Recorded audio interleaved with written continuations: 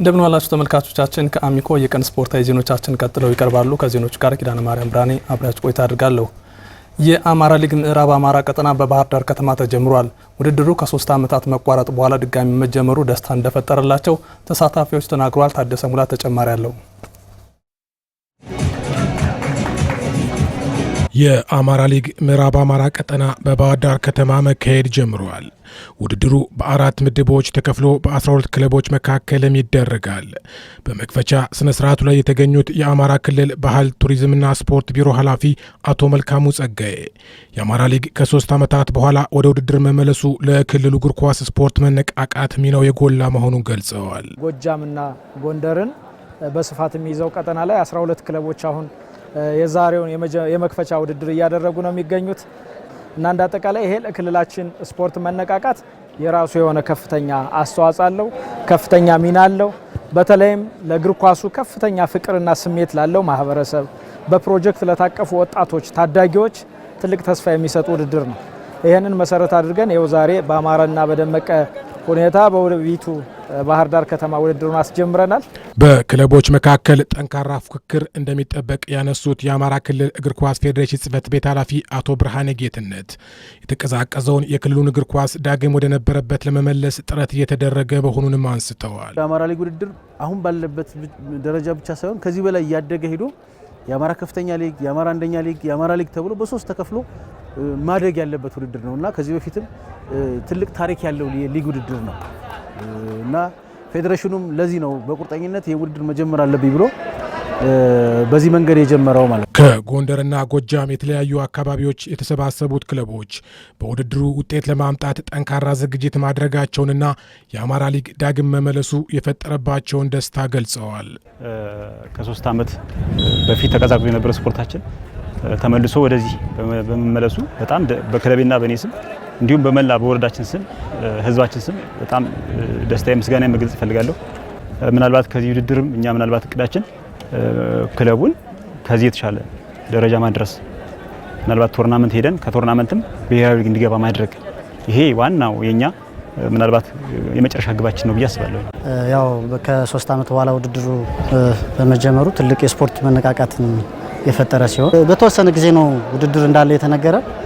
ነገር ግን ያለንን ጊዜ አጣበን የተሻሉ ልጆችን በዲሲፕሊን የታነጹ ልጆችን ይዞ ለመቅረብና ለዚህ ቶርናመንት ዝግጁ የሆኑ ልጆችን ይዘን ቀርበናል ብዬ ነው ማስበው። በዕለቱ በተደረገ የመክፈቻ ጨዋታ ከምድብ 2 እጁነት ወረዳ የባህር ዳር ከነማ ተስፋ ቡድንን 3-2 ሲያሸንፍ ከምድብ 1 በተደረገ ሌላ ጨዋታ ባሶ ሊበን ወረዳና መተማ ዮሐንስ 2-2 በሆነ አቻ ውጤት ጨዋታቸውን አጠናቀዋል።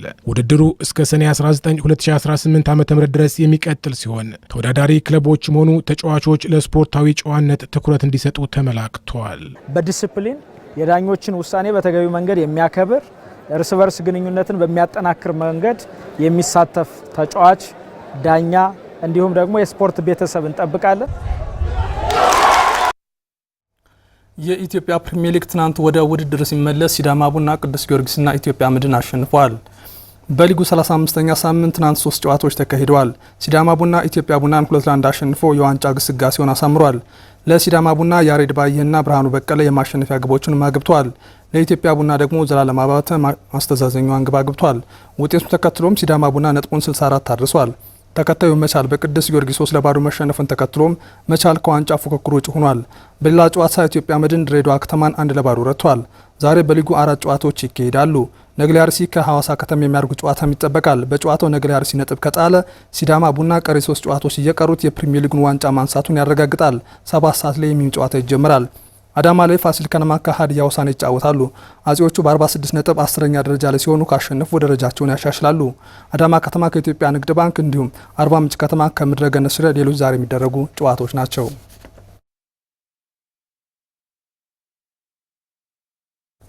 የኢትዮጵያ ስፖርት አካዳሚ በአካልና በአእምሮ እንዲዳብር አግዞኛል ስትል የሲዳማ ቡና ግብ ጠባቂ ባንቻየሁ ደመላሽ ተናገረች። ተጫዋቿ በሴቶች ፕሪሚየር ሊግ የሲዳማ ቡና መለያ በመልበስ 2 ጊዜ የጨዋታው ኮከብ ተብላ መመረጧ ታውቋል። ዳናይስ የተጨማሪው እንደሚከተለው ታቀርበዋለች።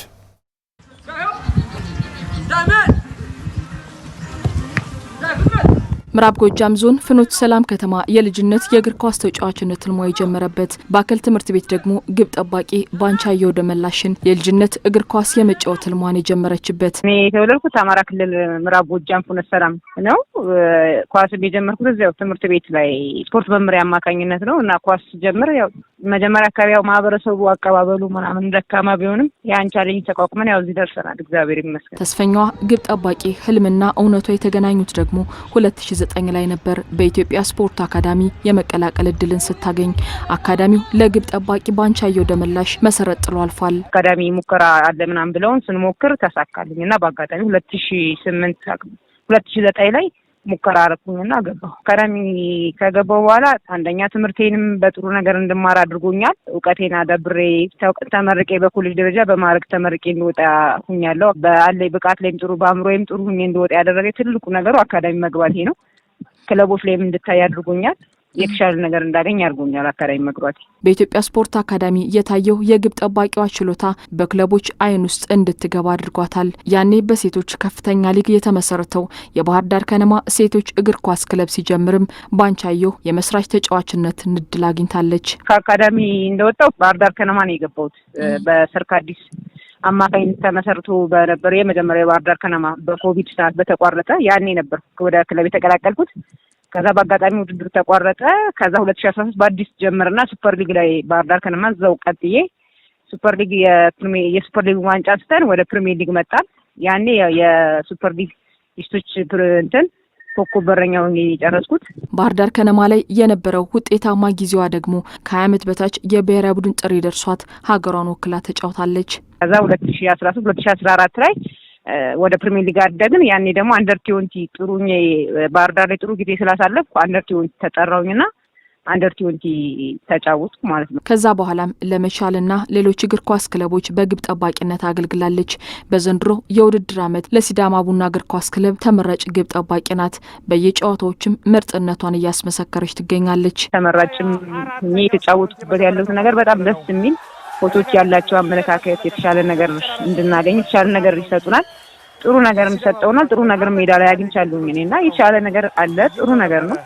ቻይን እንዳደርግ አድርጎኛል። ከአንድም ሁለቴ ማን ኦፍ ዘ ማች ወስጃለሁ የጨዋታው። ግብ ጠባቂዋ ባንቻየሁ ደመላሽ ከዚህ በላይ በግብ ጠባቂነት መስራት ደግሞ የወደፊት ህልሟ ነው።